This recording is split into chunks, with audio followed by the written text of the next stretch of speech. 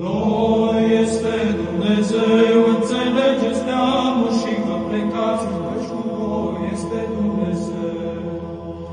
Auziți până la marginile pământului, căci cu noi este Dumnezeu. Cei puternici, plecați-vă, căci cu noi este Dumnezeu. Că iarăși de veți putea și iarăși veți fi biruiți, căci cu noi este Dumnezeu.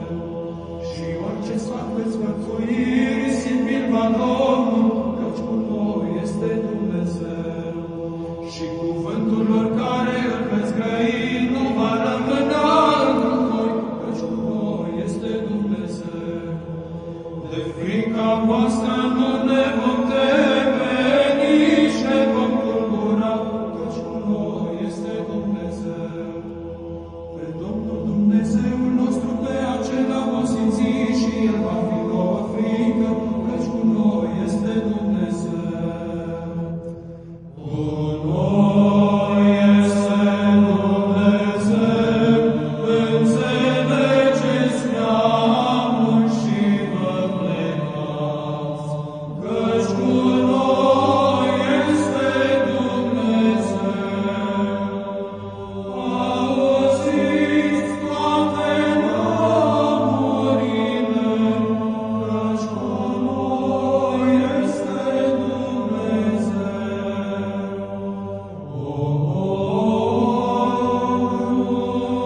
Cel ce umbla într-un întuneric, am văzut lumină mare, căci cu noi este Dumnezeu.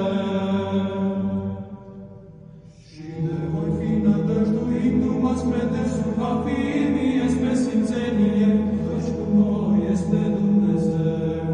Și voi fi nădăjduindu-mă întrăsor, și mă voi mântui prin trăsul, căci cu noi este Dumnezeu. Iată eu și crucii care mi-a dat Dumnezeu, căci cu noi este Dumnezeu. Norodul cel ce umbla într-un întuneric, a văzut lumină mare, căci cu noi este Dumnezeu.